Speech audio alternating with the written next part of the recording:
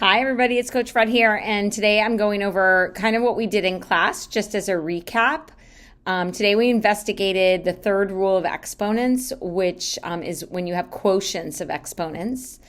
And this is the rule for exponents when we're meaning for division. Quotients means division. So I might give you something like x cubed over x squared. And so the rule that you guys investigated and that we came up with is that you subtract the exponents. I added on to that by saying, if you can think about it like this, bring the smaller exponent, in this case a 2, up to the larger exponent and subtract. So this would go up and you'd have x to the 3 minus 2, which would give you x to the 1 power. That's how you simplify. But we had this thing come up today when I said to you, I don't know, x to the 2 all over x to the 5. Again, you all agreed that you subtracted the exponents, but I said again, a technique that makes it easier so you don't have a negative number, a negative exponent, is to bring the smaller exponent to the larger, so you'd be bringing the 2 down.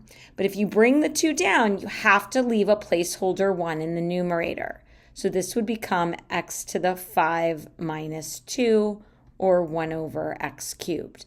So you really have to pay attention to what's happening with your numerator and your denominator.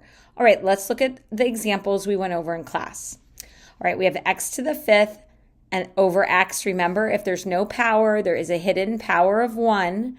All right, 1 is smaller, so I'm going to be bringing it to the numerator. This would be x to the 5 minus 1, so x to the 4. Now, do you have to write that step out? No, you don't, but just be careful to understand whether you're bringing it to the numerator or to the denominator. Great example right here. The 2 is smaller, right? So it's going to be coming down. So when I bring it down, I put a placeholder 1 in the numerator. I have x to the 7 minus 2 in the denominator, so x to the 5. This one was that fun rule we came up with. A bunch of you said, well, they're the same. Well, I said, well, what's anything over itself? You all said that would simplify to the number 1. I said, well, that also gives us this really neat exponent rule, this kind of side note, this special rule. If I were to take the exponents and subtract them, that would give me x to the 0 power. And x to the 0 power is another way to write the number 1. So no matter what, if I raise any number to the 0 power, you are going to get the number 1. And we talked about that in class. A couple harder ones. Now I throw a number in it. We treat division of numbers the same way we always have. We simplify them. So in this case, I see 3 goes into 9 3 times. I have an x to the 1 in the denominator. I'm going to bring it up and subtract. So that would be 3 minus 1, so x squared. 3x squared would be your simplified answer. All right, try the next 2 and then come back. All right, you tried them again. 5 went into itself 1 time, into 15 3 times. Then I look at, so I have 1/3 to start, right? Then I have a w to the 4 over w squared. So 2 is smaller. It's coming up to the numerator and I'm subtracting. So w to the 4 minus 2 would be w squared. All right, moving on. 6 over 12, I'm going to simplify that to 1/2. So now I have 1 over 2. And then I have 3 in the numerator, so it's going to come down to the denominator, and that would be 5 minus 3, so p squared. All right, we'll just do a couple more to make sure you've got it. All right, now I've added on multiple variables, so each one, you look at the bases, those are the exponents you're going to deal with.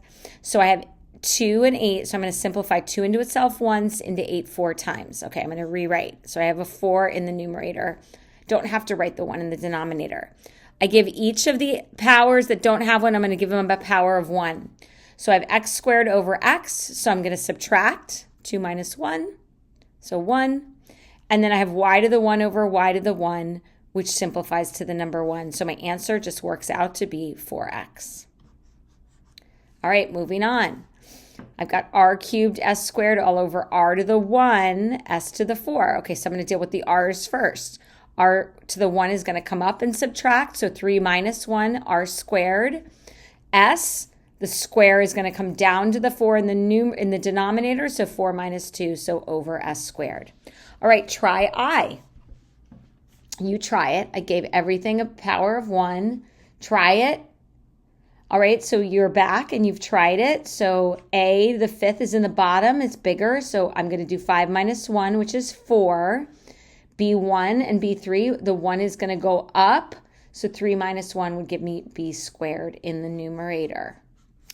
All right, now this does get harder, but the only way it gets harder is if I give you bigger numbers and more variables.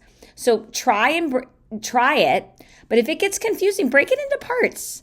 35 over 49, x squared over x to the 5th, y over y, z to the 6th over z. Breaking it into parts can make this easier for you until you really get good at these. So I know that 7 goes into 35 5 times, and it goes into 49 7 times. So I've taken care of the number. All right, with the x squared, the 2 is smaller, so I'm going to bring the smaller to the larger and subtract. So I know in the denominator, I'm going to have an x to the 5 minus 2. So that's x cubed. So now I have a 5 and a 7. Y over y simplifies to 1. That kind of goes away. And then I have a z to the 6 over z to the 1. The 1 is going to come up and subtract. So that's going to be z to the 5th power. All right. Let's just try one hard thing. Okay, it's not too hard, and I know you can do it. Think backwards. This is always the best part. Find the missing factor that makes the equation true. So we know we had 6c to the 4th and some number, okay, and some number that is going to give me 18c to the 9th. All right, so we know that power times a power, you add them high. So to get 9, this would have to be c to the 5th. And then 6 times what would give you 18? So 6 times 3. So that's one way of doing it. Another way of doing it is to actually divide. I'm going to call this question mark, okay? So if I solved for the question mark, they're being multiplied, so I could divide both sides by 6c to the 4th. So that's another way of thinking about it. So 6 goes into 8 3 times, and bring the smaller exponent to the larger and subtract, so 3c to the 5th. So 2 different ways of thinking about it. All right, hopefully that was a helpful video. Have a great night.